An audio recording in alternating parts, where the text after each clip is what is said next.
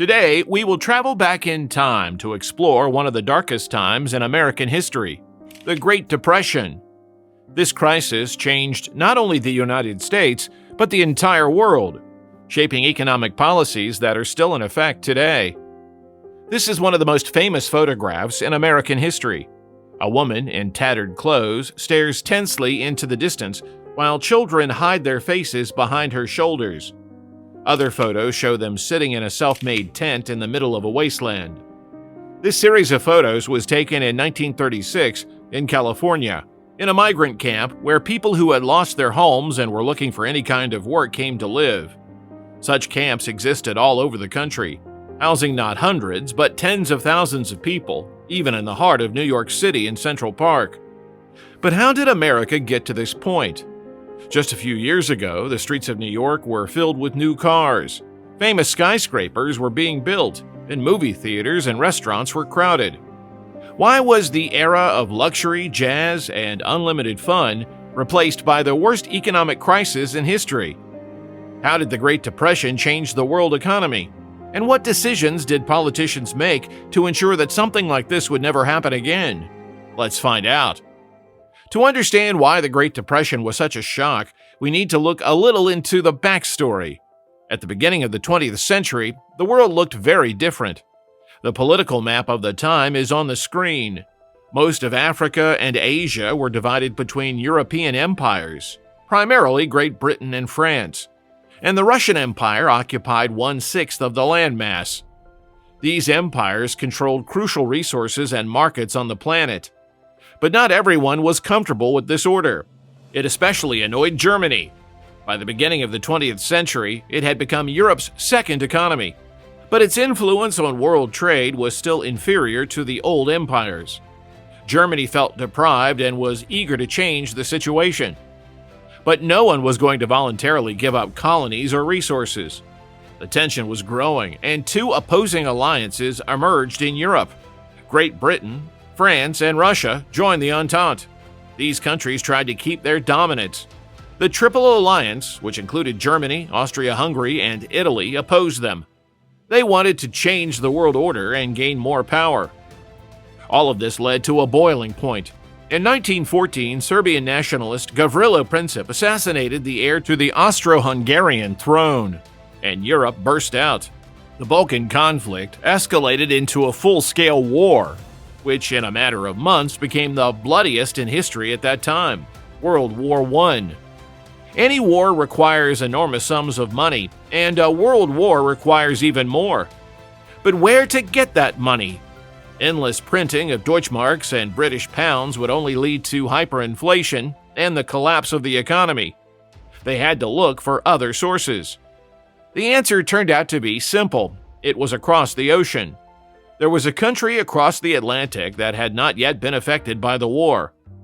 At the beginning of the 20th century, the American economy had an excellent boost thanks to the First World War.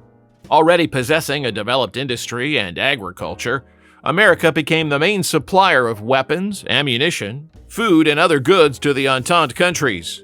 While Europe was consumed by the war, the United States was offering loans, building factories, and employing hundreds of thousands of workers. Thus, World War I was a powerful economic boost for the United States. American businesses got a stable sales market, and the unemployment rate dropped dramatically. Exports increased ninefold. Just imagine the boost this gave to the economy. And that was just the beginning. American companies preferred to be paid for their goods in gold. And by the end of the war, the United States had accumulated the world's largest stockpile of gold bullion, the foundation of financial stability at the time. When World War I finally ended, it turned out that many of the technologies developed for the battlefield were perfectly suitable for peacetime life.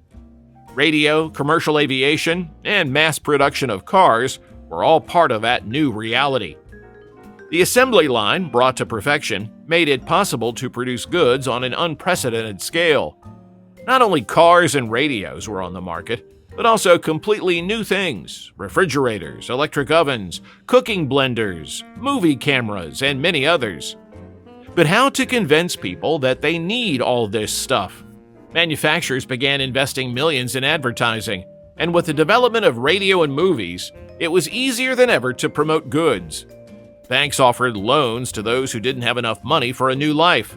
This made expensive goods available not only to the rich. It is enough to say that by the end of the 1920s, about 90% of all cars in the United States were bought in installments. This is how the culture of consumption and living on credit was born. After the war, people wanted to enjoy life, and America changed quickly. The streets were filled with new cars, nightclubs were filled with the sounds of jazz, and movie theaters were screening Charlie Chaplin comedies. Skyscrapers were being built in New York City, and girls with short haircuts were dancing on Broadway in bold outfits. It was the Roaring '20s, an era of luxury, entertainment, and economic growth. The government didn't interfere with the economy, which seemed to be successful. Interest rates were dropping, loans were becoming more affordable, and people had more and more available money. Many people started looking for ways to invest their money. Buying goods and bank deposits ensured stability, but they wanted something really profitable. Well, what could be more profitable than investing in business? Look at this poster. The Statue of Liberty is on fire, and at the bottom is an appeal to prevent it. This is how American authorities motivated people to buy bonds to support the army during the war. Celebrities spoke in front of the crowds, persuading citizens to support the country. For many Americans, this was their first experience of investing, previously only available to the rich. So when bank deposit rates dropped in the 1920s and money was in surplus, people began massively buying stocks and bonds. Obviously, simple Americans didn't understand the market. They only noticed how stock prices were going up month after month, and those who invested early were getting rich fast. It seemed to be an easy and reliable way to get rich, and soon the whole of America rushed to the stock exchange. Prices skyrocketed along with demand. In 6 years, the shares of American power grid companies rose by 230%, and the value of General Motors skyrocketed 40 times. Seeing such impressive figures, people stopped thinking about risks and invested in shares, even with borrowed money. Brokers, taking advantage of this excitement, actively offered margin trading. The idea is simple. An investor deposits only 10% of the transaction amount and borrows the rest from the broker. If the stock grows, you can get rich quickly with minimal starting capital. But if the price goes down, the investor loses everything and remains indebted. However, at that moment, no one really thought about it because the market was only growing. On August 11, 1928, President Herbert Hoover declared, "We in America today are nearer to the final triumph over poverty than ever before in the history of any land." It seemed that only prosperity was ahead. However, to realize how overheated the market was, it was enough to look at the P/E ratio, the ratio of a company's market value to its earnings. It shows how many years it would take to recoup the investment if the company continued to generate profits at the same level. In 1921, the average P/E of the American stock market was at 5, which meant the investors could expect a return on their investment in 5 years. But by the autumn of 1929, that figure had skyrocketed to 32.6. Signaling the bubble was inflating. People were buying and selling stocks at increasingly inflated prices, and the market continued to rise, even though the prices no longer reflected the real profits of the companies. In September 1929, the 30 largest American companies were worth more than ever before in history. But then Black Tuesday came. In the autumn of that year, authorities warned of a giant bubble on Wall Street, saying that rising stock prices didn't reflect the company's real earnings. How could anyone buy stocks with companies that took 30 years to pay off? Stock prices behaved like a roller coaster. They dropped sharply after the alarming announcements, then recovered thanks to big players buying up the cheapened securities. But one day, everything changed. The morning of October 23, 1929, began with the stock market crashing 11%. It's still unknown what triggered it, but investors suddenly realized it was time to get out of the game. The avalanche of decline was unstoppable. Those who had recently bought shares for $100 were now willing to sell them for $70 to get at least some money back. But no one wanted to buy them. People's wealth was melting before their eyes, and margin trading, which used to bring huge profits, was now devastating people. The major Wall Street bankers tried to buy up stocks to restore demand, and President Hoover, despite claims that the economy was stable, could not stop the decline. Over the next week, the market fell 40%. Wait, but what about ordinary people who didn't buy stocks? How did the stock market crash affect those who weren't involved with it? Let's dig into it. At the beginning of the 20th century, American banks combined two functions: speculation with securities and keeping depositors' funds. Theoretically, these are different activities, but they were performed by the same organizations. So, when banks suffered losses on the stock exchange, they used depositors' money to cover their losses. It was not a secret. That's why when there was a panic at the stock exchange, every rumor about possible problems at the bank led to huge queues of depositors at its doors. People were afraid that due to the crisis, the bank had lost their money. So everyone rushed to withdraw the remaining funds. In those years, under the prevailing capitalism, there was no deposit insurance system. As a result, banks were closing down. By 1933, more than a third of all banks in the country had gone bankrupt. This severely affected not only depositors, but also the government, which had kept its deposits in these financial institutions. People did not understand what was going on in the stock market, but they saw the queues outside the banks growing and prepared for the worst. Many people started keeping money at home, reducing spending. The demand side of the economy plummeted. Businesses that had invested in production could not sell their products. Unable to make a profit, they began firing workers, causing unemployment in the country.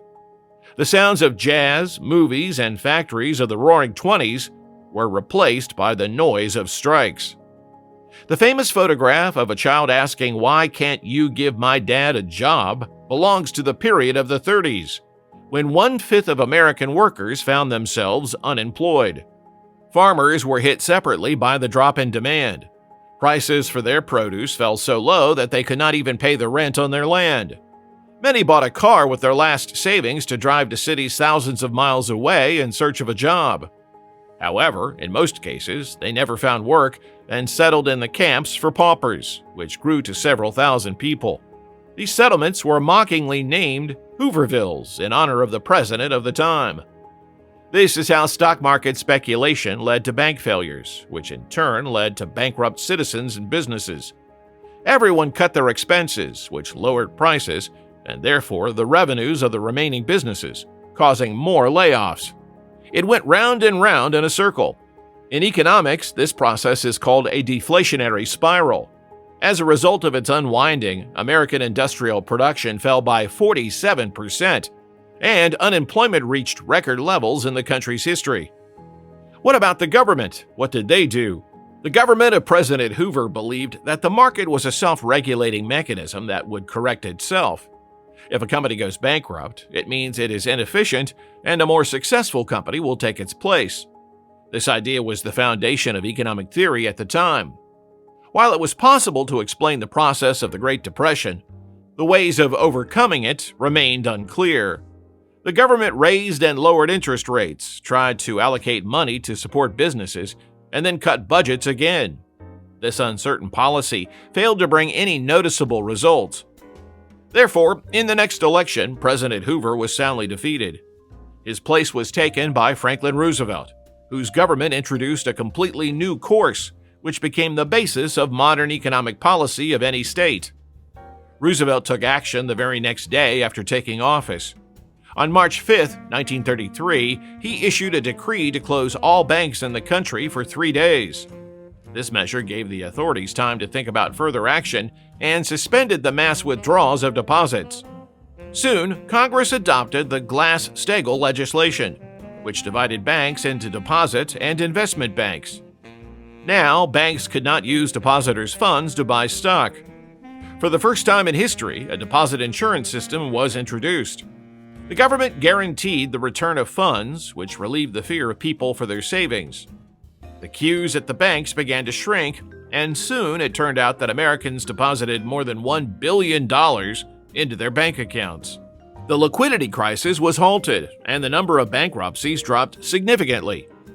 In 1934, there were only 9 bank failures nationwide. In addition, Roosevelt required people to exchange gold and bullion and coins worth more than $100 for paper money.